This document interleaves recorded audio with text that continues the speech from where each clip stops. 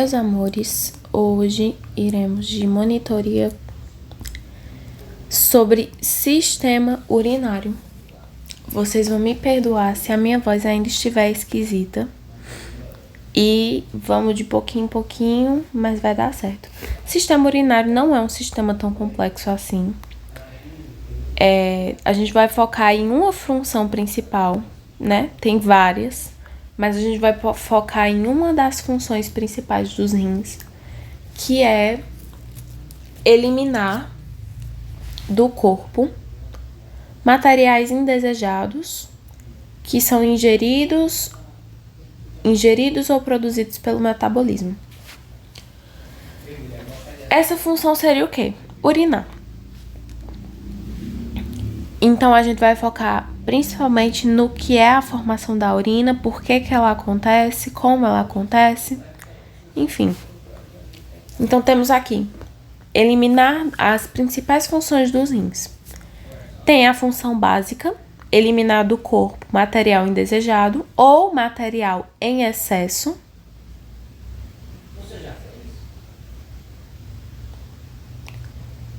Que é ingerido ou produzido pelo próprio metabolismo. Mas ele também tem a função de controlar o volume de água e de eletrólitos. Que eletrólitos são esses? Os íons de sódio, os íons de potássio, íons de cálcio podem ser excretados. Excretados, no caso, podem ser eliminados do corpo. Água e eletrólitos que estão presentes nos líquidos corporais. Vocês lembram que líquidos são esses, né? O líquido extracelular, o líquido intracelular, o líquido do corpo. Principalmente o do plasma, né? Que é o carreador. É quem vai carregar esses líquidos para os rins. E isso tudo acontece por causa da homeostase. Porque o corpo precisa ter um equilíbrio do volume e esse equilíbrio é a homeostase. Os rins também têm função de regular a pressão arterial e também de regular o equilíbrio ácido-base do corpo. E eles também têm função hormonal, isso tudo eu vou explicar. Primeiro, eliminar do corpo material indesejado que é ingerido ou produzido pelo metabolismo.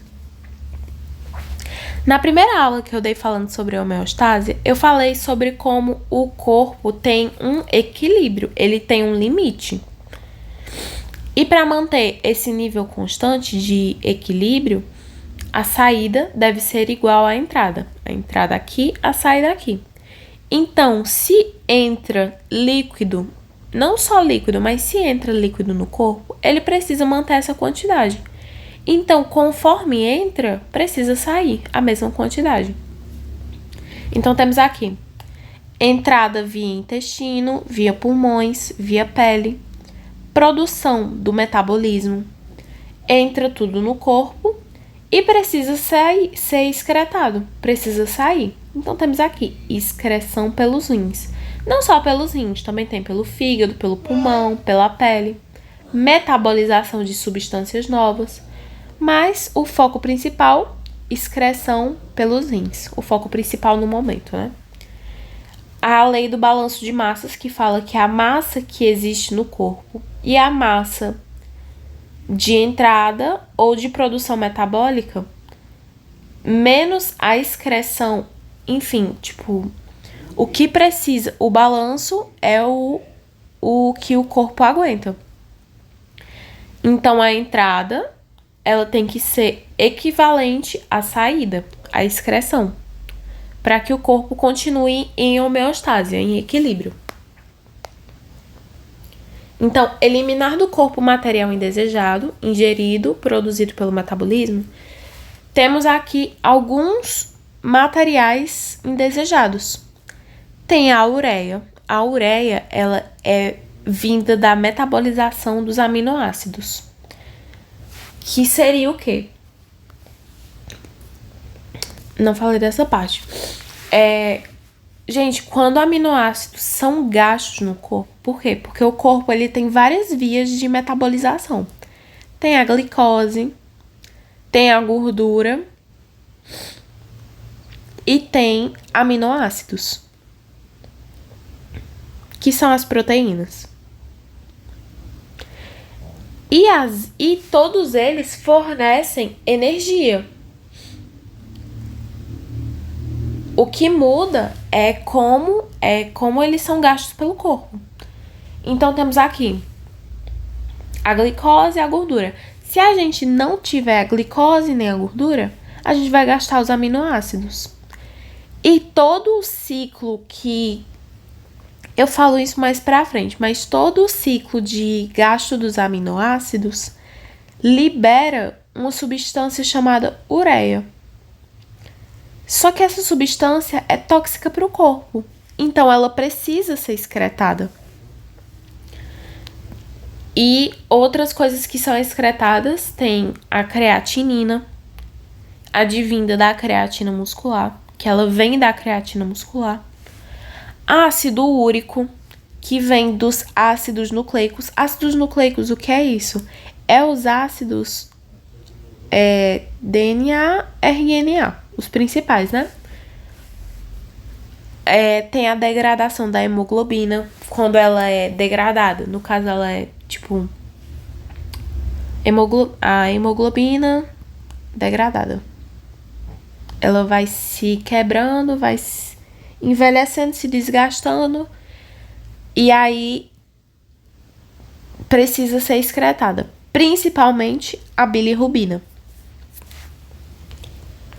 E tem a metabolização de hormônios. Hormônios que são gastos, são degradados, precisam ser excretados também, no caso, eliminados. E algumas substâncias como fármacos, pesticidas, aditivos alimentares. Isso tudo precisa ser eliminado na urina, né? Precisa ser eliminado pelos rins. Outra função, controlar o volume de água e de eletrólitos presentes nos líquidos corporais, homeostase, que foi exatamente o que eu expliquei mais acima, que precisa manter o equilíbrio. Temos aqui, para a manutenção da homeostase, a excreção de água e de eletrólitos deve ser cuidadosamente combinada com os respectivos ganhos. Ou seja, a mesma quantidade que entra deve ser a mesma quantidade que sai. Lei do balanço, apenas isso. Temos aqui o controle da pressão arterial. A pressão sanguínea é controlada pelos rins por vários fatores. Alguns desses fatores, com algumas das formas com que a pressão arterial é regulada pelos rins. A quantidade de água no sangue. Porque quanto mais água, maior a pressão. A gente tem aqui um vaso sanguíneo. A quantidade de água que passa por esse vaso sanguíneo vai definir a pressão. Por quê? Vamos pensar que a gente tem uma sala cheia de pessoas. Quanto mais pessoas tem aqui dentro, maior é a pressão. Por quê? Porque as pessoas vão ficar juntas, vão ficar se encostando. E a pressão, que pressão é essa? A força que elas exercem umas sobre as outras vai tornando o lugar apertado. A mesma coisa com a água. Quanto mais água tem no vaso sanguíneo, no caso essa água não tá pura, né? É o plasma do sangue, é aquele líquido que vai levar as hemoglobinas, que vai levar proteínas, vai levar tudo. Quanto mais água tem nesse vaso, maior a pressão. Então, se a gente tirar a água daqui, a pressão vai diminuir. E se a gente pôr água aqui, a pressão vai aumentar. Então, quem controla a quantidade de água são os rins. Mais água no sangue, maior pressão. Menos água no sangue, menor pressão. Outra forma de controlar a pressão arterial são hormônios é a função renina, angiotensina, aldosterona. Não, tá errado. A função renina, angiotensina, aldosterona. Como isso acontece? Quando a pressão cai de que forma? A mudança de água, né? De quantidade de água, de concentração de íons, tudo isso vai fazer com que a pressão ela caia. Os rins liberam renina. O que é a renina? A renina, ela é enzima. Ela é uma enzima. E qual é a função dela? Lembram que enzima é é um tipo de proteína que faz com que as coisas aconteçam, que acelera alguma coisa. Então, temos aqui a renina. O que é que ela faz? Ela vai ativar angiotensinogênio. Qualquer coisa que seja gênio vem de formação. Então, glicogênio, ela forma, armazena alguma coisa. Então, angiotensinogênio armazena angiotensina, que é o hormônio. Só que ele está inativado. A renina ativa angiotensina e essa angiotensina vai para o vaso sanguíneo. E lá se torna angiotensina 2, que é a ativada.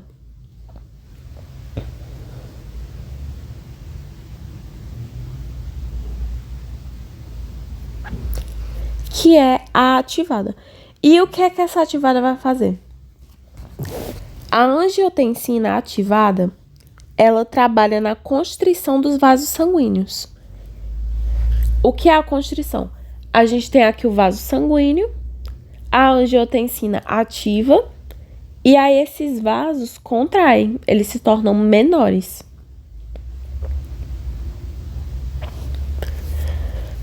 Para que isso? Porque como tem menos sangue ou menos íons, a pressão está baixa. Então, essa constrição vai fazer com que a pressão aumente. E ela também estimula a liberação de aldosterona. O que são essas aldosteronas? Essas aldosteronas, elas são proteínas vindas das suprarrenais. Suprarrenais são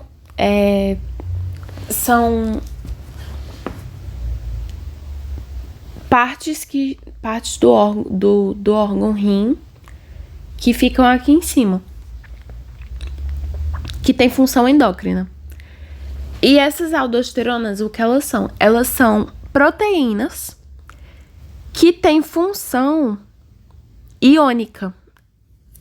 Elas servem para reabsorver. Deixa eu colocar aqui embaixo. Tem aqui. A aldosterona aumenta a reabsorção do sódio e de água pelos rins, elevando a pressão. Mais para frente, a gente vai ver como é que acontece a saída e a entrada dos íons, né, do sódio e da água nos rins. E aí eu vou voltar nessa parte para explicar melhor para vocês como é que ocorre reabsorção do sódio e da água, da mesma forma com que a água sai do sangue, que altera a pressão. Prosseguindo, outra forma com que os rins ajudam na pressão arterial. Os rins ajustam as quantidades de sódio excretado pela urina, da mesma forma com que ele controla a quantidade de água, ele também controla a quantidade de sódio. Porque eu não sei se vocês conhecem uma coisinha chamada osmose. Quando a gente tem, por exemplo, o melhor exemplo que eu posso dar para vocês é uma batata. Vamos lá.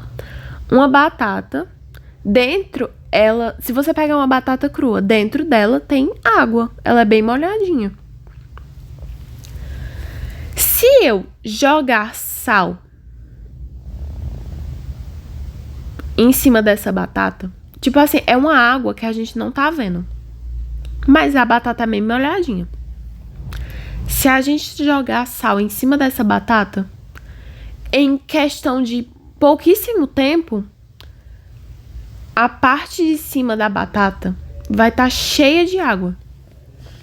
Por que isso acontece? Porque o sódio atrai muita água. E isso acontece normalmente no seu dia a dia. Você pode olhar que qualquer coisa que você taca sal, você tem uma concentração de água. E essa concentração de água vai vir diretamente para perto do sal. Então temos aqui o princípio da osmose. Para que isso serve? A quantidade de sódio nos rins, no plasma sanguíneo, vai definir a quantidade de água. Porque quanto mais sódio, mais água que vai se atrair por esse sódio. Entenderam?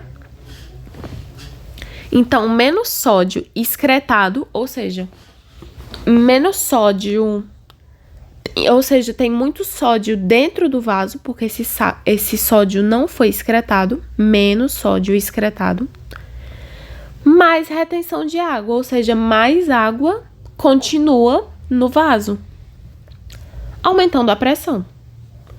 Mais sódio é excretado, ou seja, o sódio está saindo do vaso sanguíneo, então a água não vai ficar lá, porque não tem muito sódio. Então a retenção de água diminui, ocasionando uma queda de pressão. É por isso, inclusive, que quando a pressão de uma pessoa cai, a gente pede para ela botar sal embaixo da língua, tomar um copo de água com sal, ou então de água com açúcar. Porque tudo isso vai fazer com que a água se atraia pelo sódio. O sódio que está circulando no sangue. Então, isso vai fazer com que a pressão aumente. Outra coisa que controla a pressão, a produção de prostaglandinas e óxido nítrico. De onde vem isso? Essas substâncias ajudam a dilatar os vasos sanguíneos nos rins e facilitam o fluxo sanguíneo renal, ajudando a manter a pressão sob controle. Prostaglandina e óxido nítrico, de onde a gente conhece esses termos? No próprio dia a dia, a gente ainda mais na área da saúde, vê bastante sobre esses termos, prostaglandinas e óxido nítrico. Nada mais são do que vasodilatadores.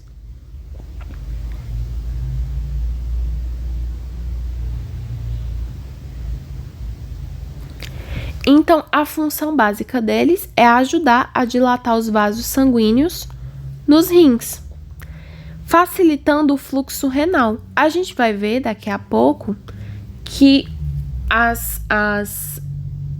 o que passa pelo vaso sanguíneo é filtrado nos rins.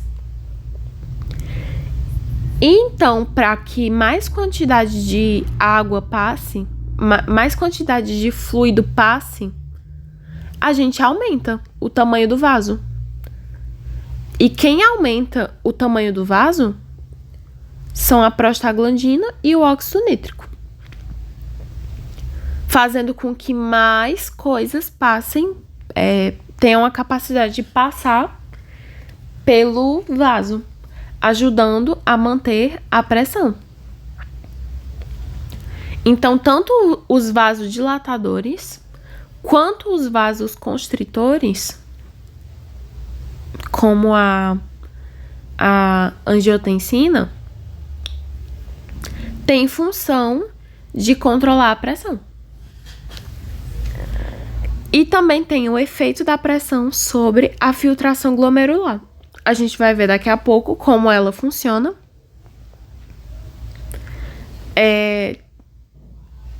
Como a filtração funciona. E a filtração, ela altera bastante a pressão. Por isso que a gente tem os vasodilatadores e os constritores, para tentar fazer com que essa pressão não mude tanto. Senão, toda vez que o sangue passasse pelos rins, a gente teria uma mudança de pressão. Então, temos aqui, os rins ajustam a taxa de filtração glomerular para estabilizar a pressão, como eu falei.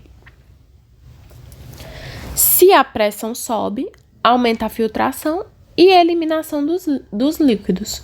Ou seja, tem muito fluido dentro do vaso, a pressão vai aumentar. Então, a gente vai ter mais coisas para filtrar. Se a pressão cai, reduz a filtração para conservar os líquidos que estão lá dentro. Gente, se a nossa pressão tá baixa e o rim continua filtrando, tudo normalmente, a gente vai continuar perdendo. Então, a nossa pressão vai continuar baixando. Então, aquele negócio que a gente viu sobre feedback na homeostase, se a pressão caiu, é normal do próprio rim reduzir a filtração que está acontecendo nele mesmo, para tentar conservar os líquidos que a gente tem no sangue, até que alguma coisa externa faça a nossa pressão subir e aí o rim volta ao normal. Então, esse é o controle que os rins têm sobre a pressão arterial. É um controle muito grande. Também tem um equilíbrio de ácido-base. Lembram que eu falei pra vocês? Eu comentei sobre, mas vocês viram isso em bioquímica. Que o nosso corpo, quando ele metaboliza, quando ele faz todas aquelas reações químicas que acontecem normalmente no corpo, elas têm uma alteração de pH.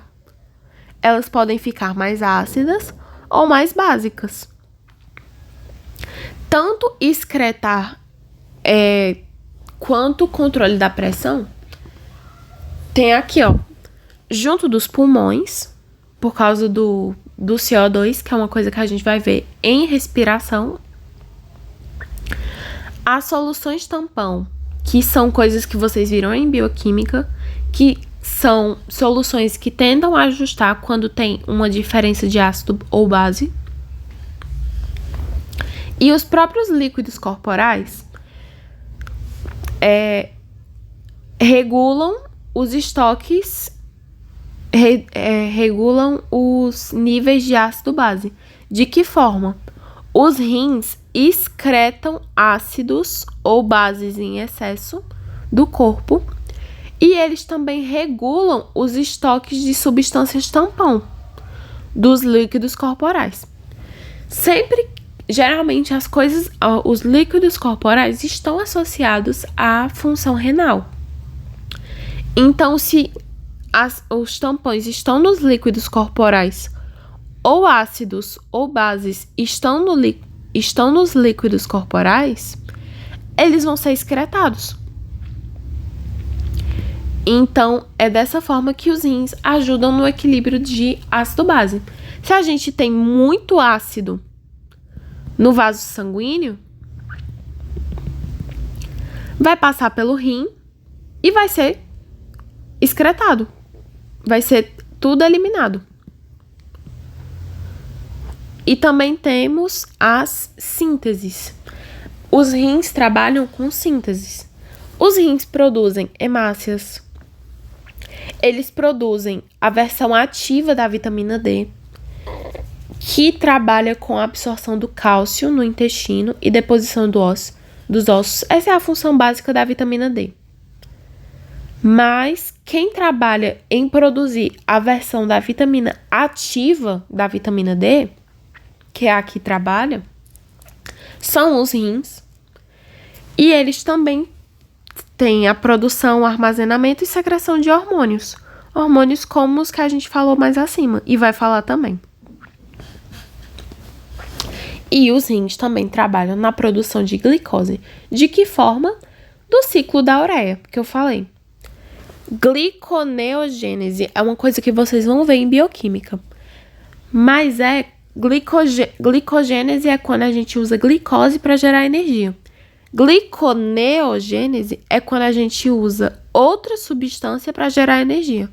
No caso dos rins, formação de glicose e de energia a partir da metabolização de aminoácidos.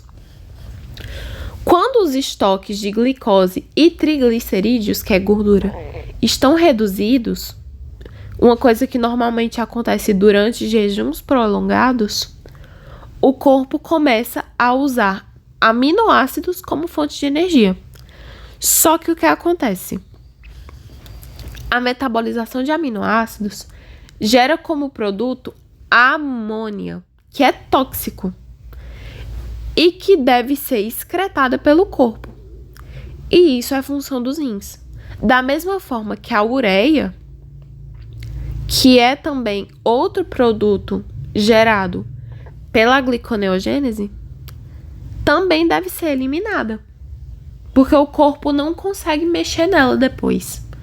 Então ela tem que ser eliminada para não ficar acumulada no corpo. Agora vamos para a anatomia dos rins. Os rins, eles têm esse formato feijãozinho. E como eles funcionam? Temos aqui um rim. E a esse rim estão ligados veias e artérias. Não dá para ver daqui, mas as artérias e as veias estão ligadas aos rins. E elas se ligam aos rins por essa regiãozinha aqui chamada hilo. É uma região onde passam artérias, veias, vasos linfáticos, suprimento nervoso e ureter, que é essa região aqui que a gente vai ver depois. Temos aqui a cápsula, que é toda essa região aqui do amendoinzinho. A parte externa, que é toda essa casquinha que encobre o rim. Ela é fibrosa e resistente e protege o que tem dentro dos rins, que é a parte principal, que são as pirâmides renais, todas essas daqui.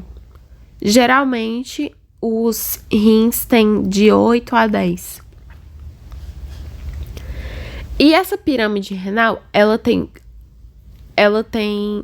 algumas partes. Tem os cálices maiores, que se dividem em cálices menores. Temos aqui, o cálice maior, que vai gerar o cálice menor.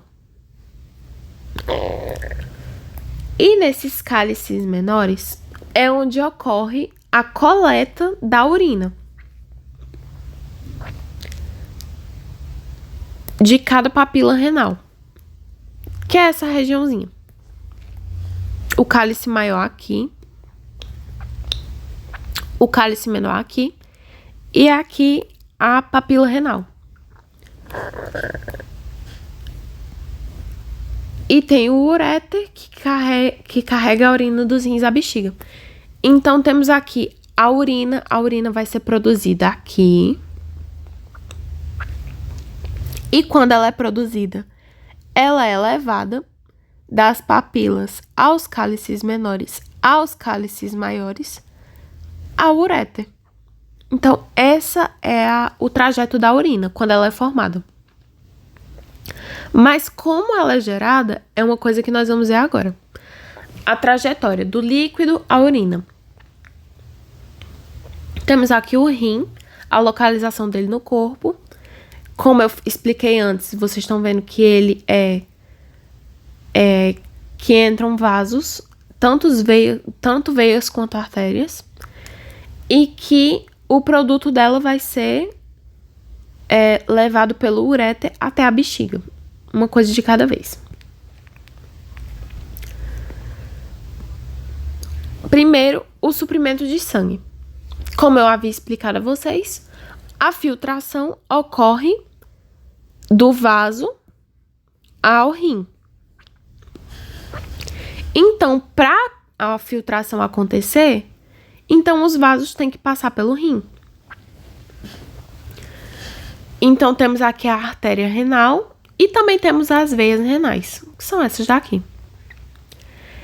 A artéria renal entra pelo hilo e se divide progressivamente para formar artérias menores, arteríolas e capilares glomerulares. Por que eles recebem esse nome? São os capilares que estão aqui nos rins.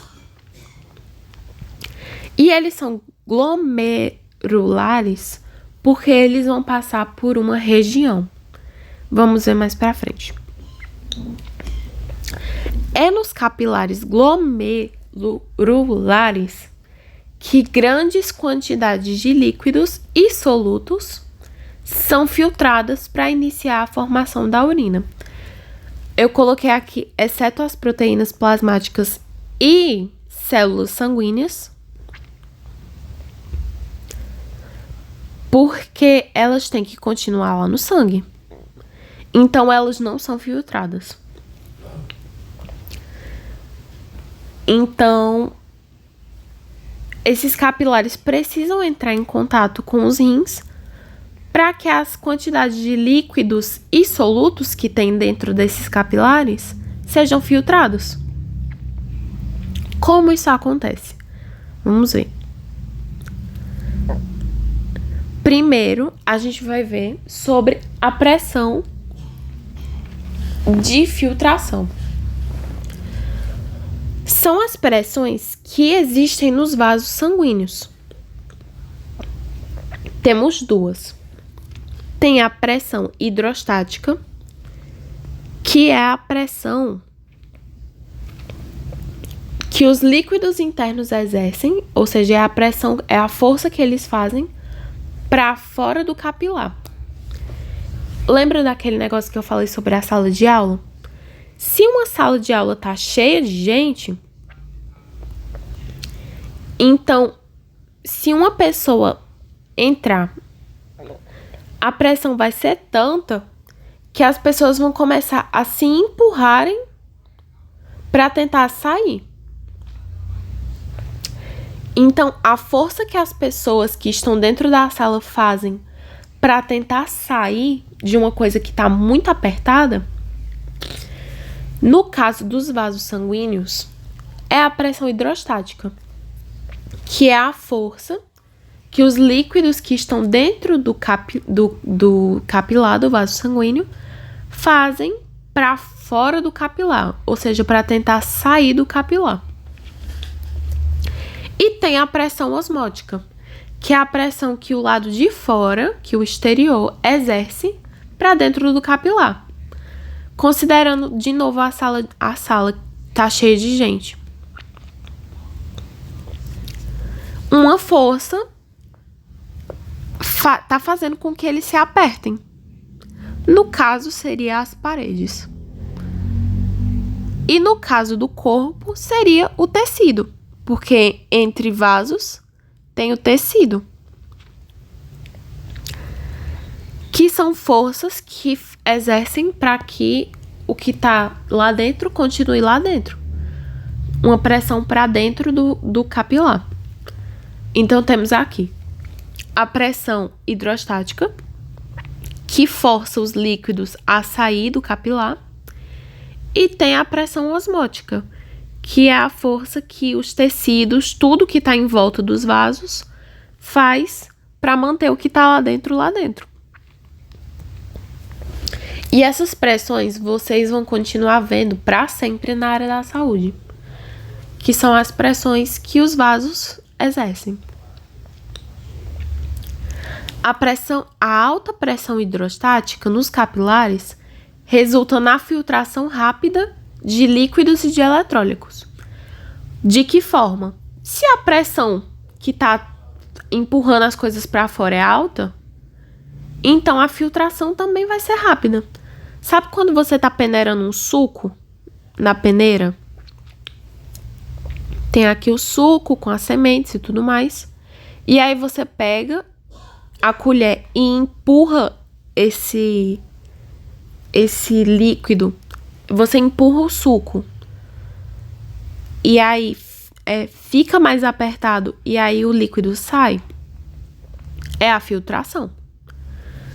Se a pressão que a gente coloca, a força que a gente coloca nesses líquidos é alta, então a filtração vai ser mais rápida. Enquanto a pressão hidrostática baixa nos capilares peritubulares, a gente vai ver isso já já, permite a sua rápida reabsorção. Isso aqui a gente vai voltar depois, a gente vai ver já já.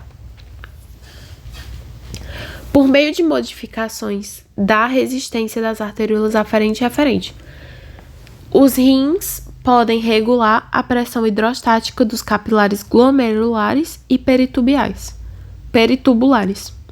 alterando assim a intensidade da filtração glomerular.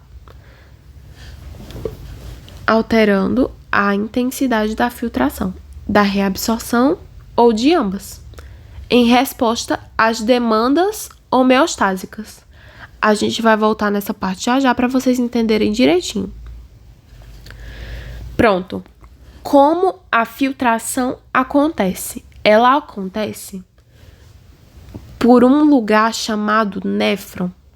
É a peneirinha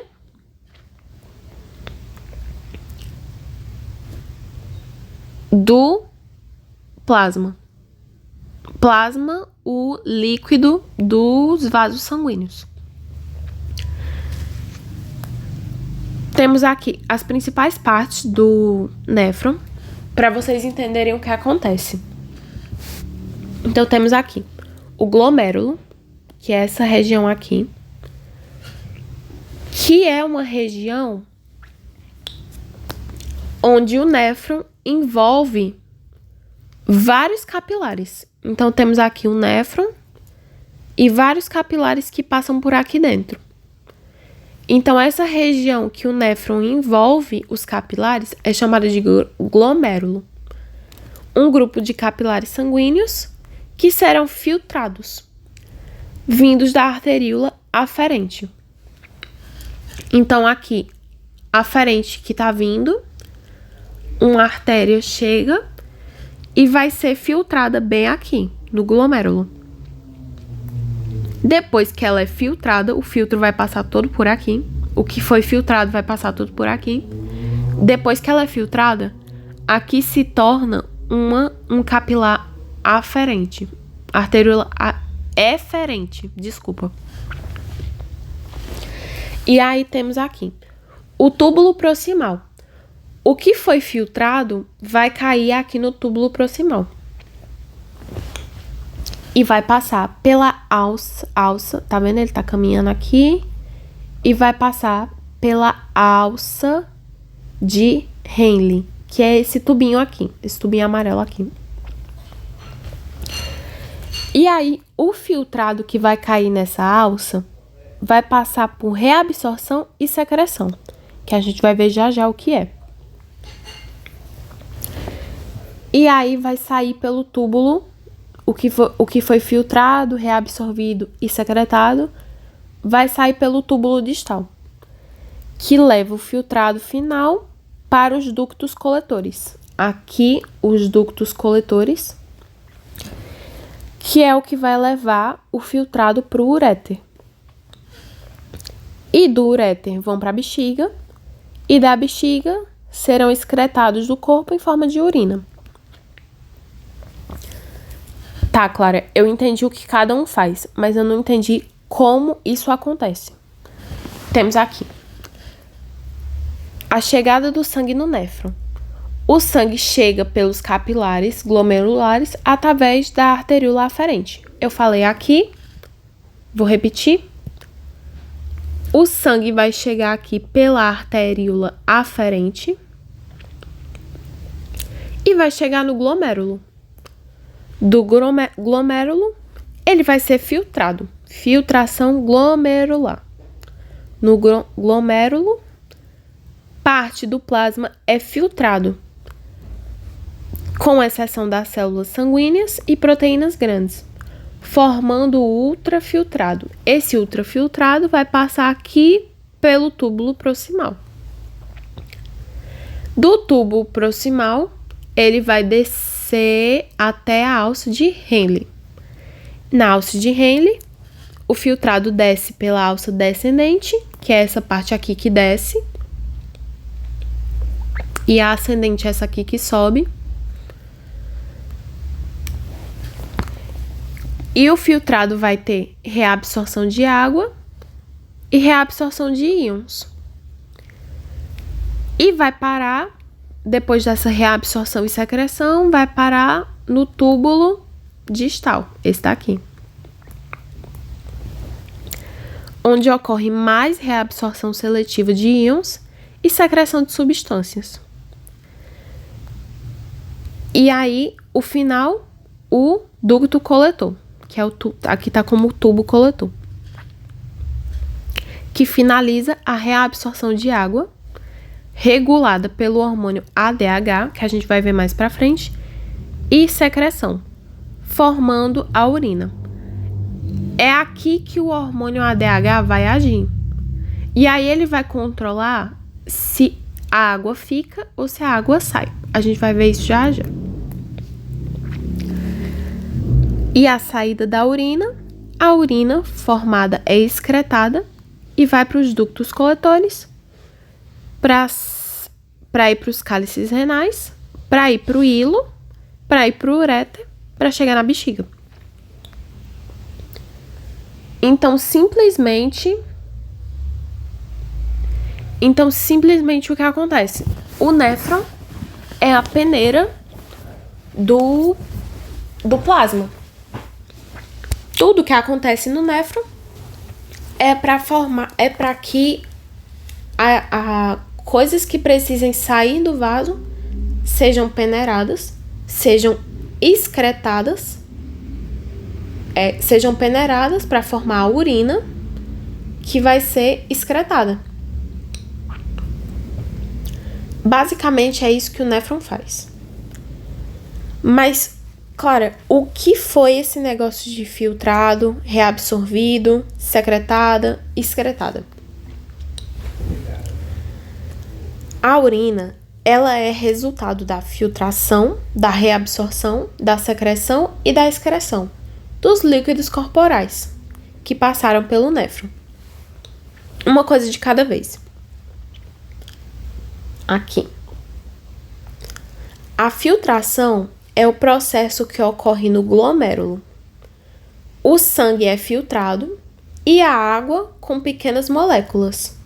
Glicose, ureia, íons, aminoácidos, tudo isso. Passa para a cápsula de Bowman, que é essa parte aqui do glomérulo, formando o filtrado glomerular. As células sanguíneas e proteínas grandes não passam.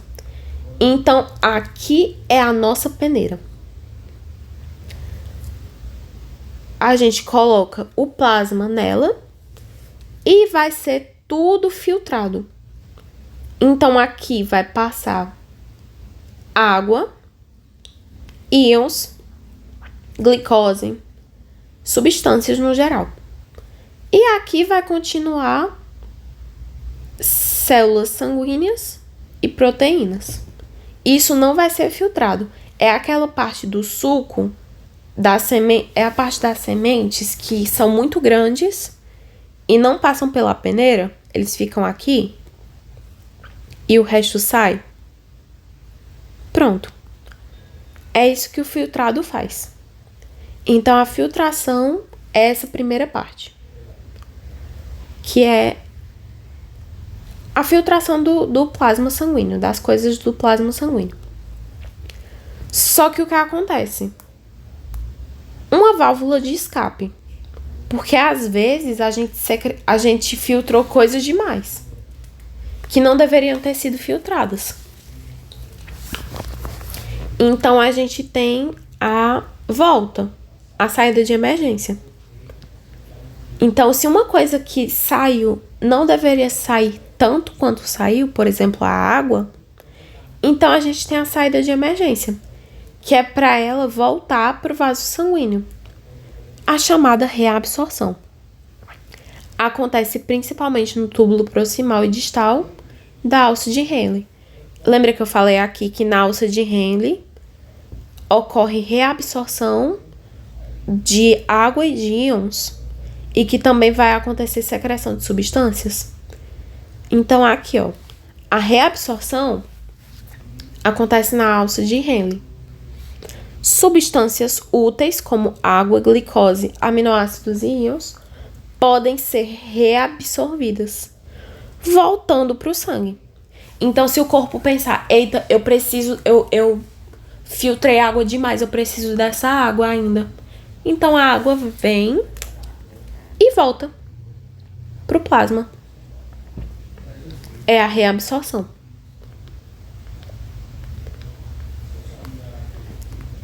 E também podem ser coisas que, tipo, você tá confuso? Você filtrou a água. Mas eu preciso dessa água. Aí você pega de volta na reabsorção. Mas eu não preciso tanto assim. Aí você secreta. E isso não só para água. A água foi só um exemplo. Pode acontecer também com íons e certos medicamentos que passam pelo sangue e são, tipo, filtrados de novo, entre aspas. Então, a secreção é outra filtração que acontece. Ela volta pro túbulo. E isso ajuda no controle do pH e na eliminação de toxinas. E no final, depois que depois que o plasma é filtrado, reabsorvido e secretado de novo, o resultado final de tudo isso é excretado. A urina formada, que contém ureia, água, sais minerais e outras substâncias que estavam em excesso, segue pelos túbulos até os uréteres. Então, tudo que a gente tem no final, a urina, veio da filtração do plasma, da reabsorção de algumas coisas do plasma e da secreção de algumas outras coisas do plasma também, gerando no final a urina. Cada um desses processos, filtração, reabsorção e secreção, é regulado de acordo com as necessidades corporais. Por exemplo, quando ocorre excesso de sódio no corpo, a intensidade com que o sódio é filtrado aumenta. Para quê? Para que saia mais sódio, porque tem muito. E a pequena fração de sódio filtrado é reabsorvida. Então, a gente tira o sódio que tá aqui, porque tem muito, mas a gente também precisa que tenha sódio, só não precisa que tenha tanto. Então, o que a gente precisa é reabsorvido. Então, ele volta pro vaso, resultando na excreção aumentada do sódio. Isso é um exemplo. Às vezes a gente precisa de mais água, às vezes a gente precisa de menos água. Então, isso vai depender da necessidade do corpo. E dessa necessidade do corpo, a osmolaridade sanguínea da urina. Eu tinha comentado com vocês sobre como a concentração de sódio pode alterar a concentração de água. Então, e isso é a osmolaridade. E quem controla essa osmolaridade tem aqui, ó. O ducto coletor controla a osmolaridade final da urina. Eu comentei com vocês que aqui no ducto ocorre o controle se fica muita água aqui ou se sai muita água daqui. De que forma? Esse ducto, ele vai fazer com que a urina seja concentrada ou mais diluída. Gente, a gente tem um suco. Se esse suco tem pouca água e muito suco, é um suco concentrado. Mas se a gente tem muita água e pouco suco, é diluído. Isso é básico, isso a gente sabe da vida inteira.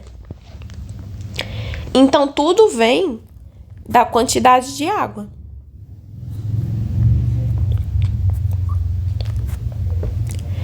Então,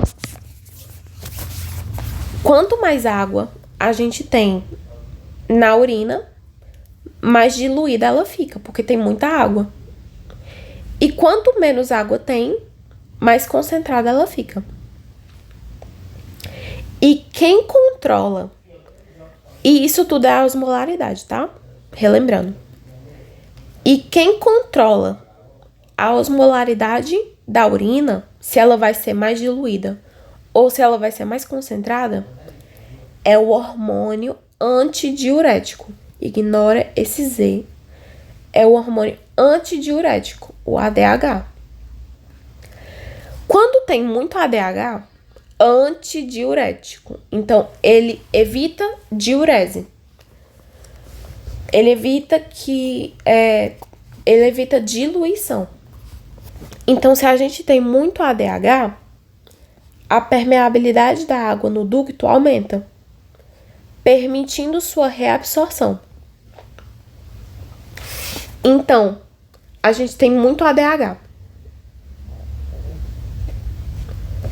Isso altera a permeabilidade da membrana. Isso é uma coisa que eu já falei, já repeti 1 milhão de vezes, que tem coisas que fazem com que a permeabilidade da membrana, no caso do vaso e do túbulo, se alterem. Isso faz com que se torne mais permissível a volta da água pro vaso.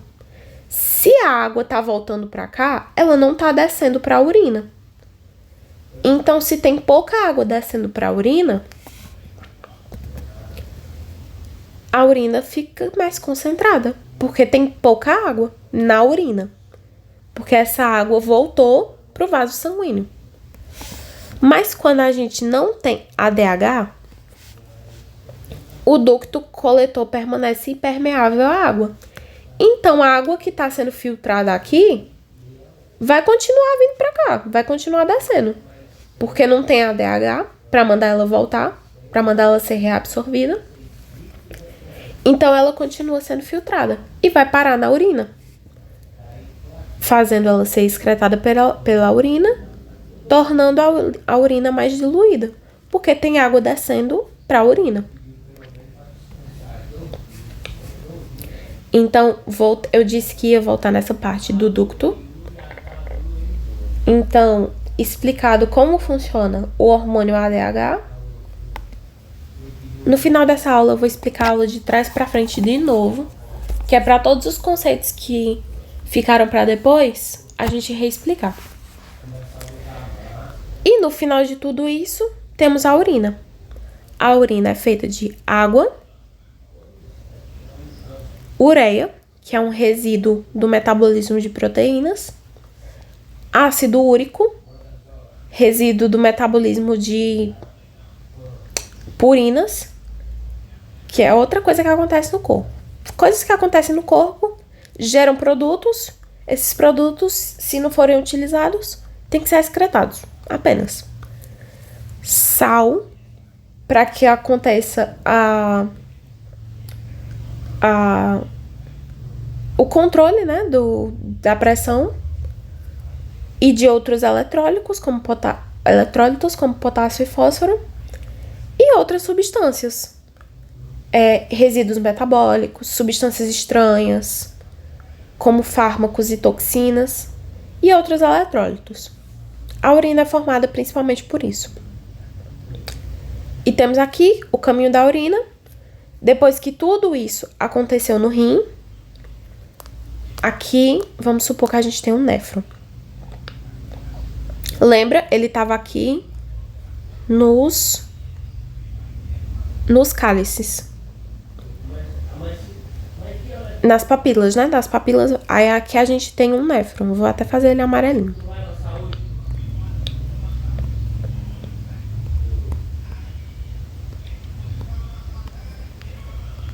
Temos aqui as papilas, aí tem um néfron. Aqui temos vários, gente. Vários néfrons que ficam por aqui. Aí, o néfron filtra o que passou pelos capilares.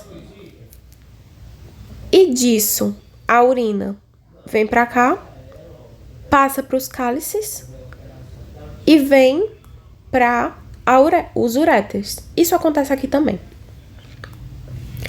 Dos uréteres, desce para a bexiga. E na bexiga vai ser armazenada até que dê a vontade de urinar. E quando der vontade de urinar, ela vai descer pela uretra. Tem diferença entre uréter e uretra. A uretra é quem vai eliminar o xixi, a urina, para fora do corpo, que é o ato de urinar. Essa foi a trajetória da urina. Entendendo, né? Aí, após todo esse processo de filtração dos rins, a urina é levada para as bexigas, pelos uréteres, onde serão armazenadas até o quase limite, que vai alertar o corpo para ser excretado. Esse alerta é a vontade de urinar. E ser excretado sairá do corpo pela uretra, presente na região genital do corpo humano. A uretra das mulheres acima da vagina e a uretra dos homens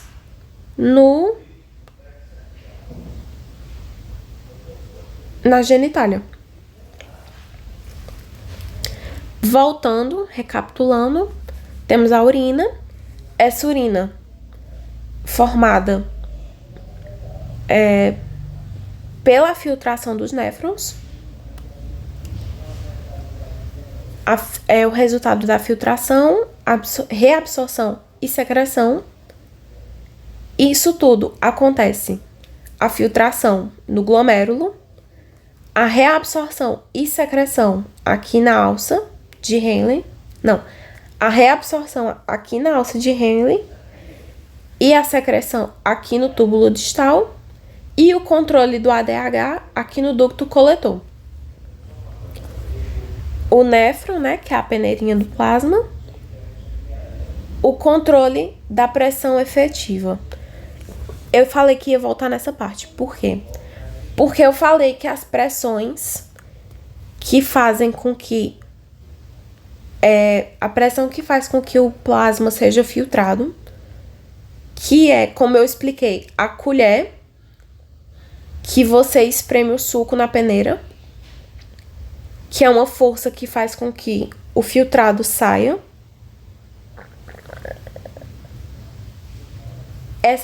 A colher é a pressão hidrostática. Pega a linha de raciocínio, viu, gente? Essa força que faz com que o líquido que tá aqui seja filtrado vai passar pela peneira. Como eu ainda não tinha explicado o que era essa peneira, não tinha como dizer pra vocês. Mas essa peneira é o néfron. Então, essa peneirinha lindinha aqui que eu desenhei é isso aqui. Mesma coisa. Essa parte explicada. Falei sobre o suprimento sanguíneo. É nos capilares glomerulares, as quantidades de líquidos solutos são filtradas para iniciar a formação da urina. Expliquei como esses capilares filtram os líquidos que vão formar a urina. partes do rim explicadas, formação da ureia explicado,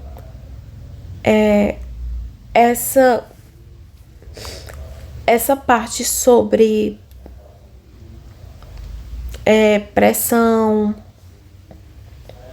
filtração, eliminação de resíduos, como a pressão, que no caso a gente sabe agora que é a pressão hidrostática, força os líquidos para fora do vaso, fazendo com que ele seja filtrado e eliminado. Filtrado e eliminado. E finalizamos aqui, gente. Qualquer dúvida, vocês sabem que meu WhatsApp tá aberto para tirar dúvidas. Me desculpa pela voz e pela forçação, às vezes, em algumas palavras, em algumas regiões, em algumas partes do vídeo. Minha voz ainda tá um pouco fraca, mas eu espero que vocês tenham entendido. Se não entendido, por favor, me procurem. Não quero dúvidas nenhumas. Não quero que vocês tenham dúvida nenhuma desse conteúdo, porque é um conteúdo importante, assim como todos os conteúdos da fisiologia. Porque se uma dessas coisas não tá funcionando, o corpo não vai funcionar. Então, tudo isso é importante para manter o corpo em equilíbrio, a famosa homeostase.